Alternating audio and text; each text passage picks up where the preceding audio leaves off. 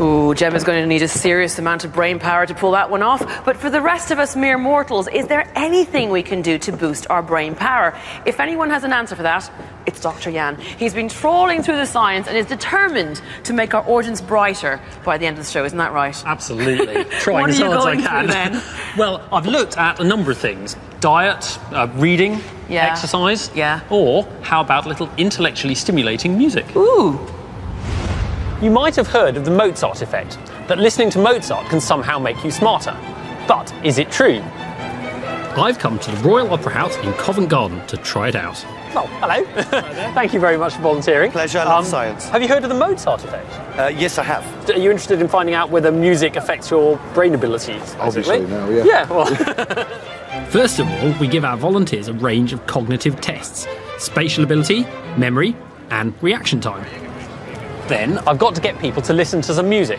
And to make sure that they aren't distracted by any of this background noise, I've borrowed this. Now's the time to enter the pod. Thank you very much. Bye. The idea of the Mozart effect was based on experiments done in the 1990s. Researchers found that listening to Mozart improved people's scores at spatial IQ tests. And it's not just humans. Rats also seem to get smarter when listening to Mozart. But will our guinea pigs? The theory is that Mozart's complex melodic structures trigger patterns of brain activity used for processing spatial information, so that Mozart primes the brain to do well at spatial tasks.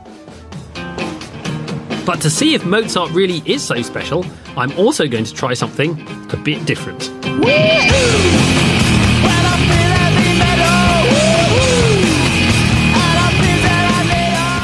And for a fair comparison, I'm going to compare both to the sound of silence. Right, 5 minutes in the pod, time to put theory to the test. Now I'm testing them again with new puzzles to see what difference it's made. Are you ready? Yeah. Go. This could be good fun. Yep, we've got some sellotape. Big red spindle. Orange. Yep. There's a flower there. I mean, that can go there, and that can go there. Oh, damn. What's that? Fantastic. Could be here all day, you realise this? Making an absolute pig zoo of this on national telly. Penknife, cinnamon, ball. There's something wrong here, isn't there? No, I'm struggling with this, I really am. Oh my God, I'm really thick. I can't do it. Even if I move everything, that's not going to fit, is it? A mug. And that's about it. I can't remember anymore. I've got a memory like a sieve. No. Oh, very good. Very good, very good. That's 1 minute and 11 seconds. Oh, I It's don't as good know. as it's going to get, isn't it? That's kind of a duck.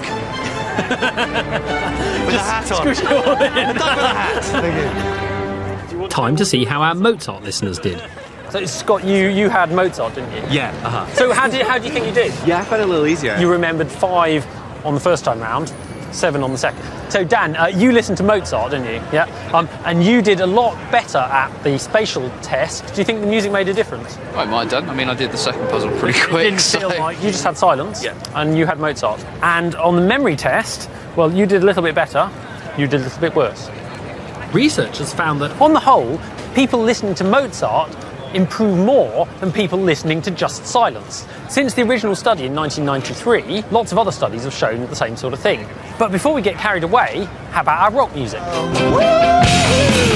You listened to rock music? I did. It was good.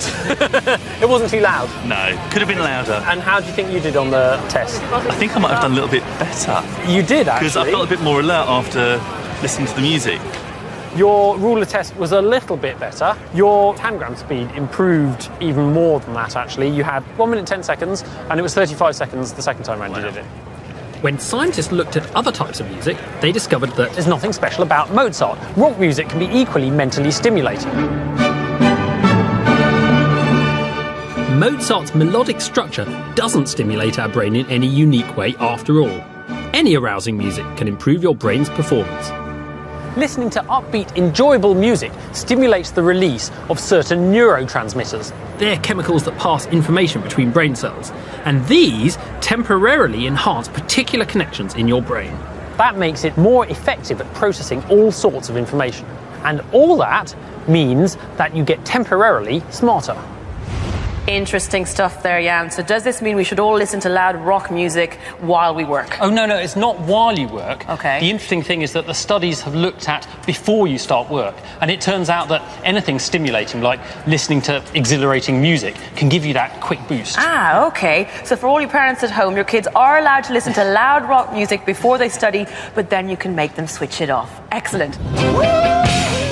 So, if arousing music can stimulate your brain and help its connections to work better, is there a way we can directly boost these electrical connections between our brain cells and improve the working of the brain?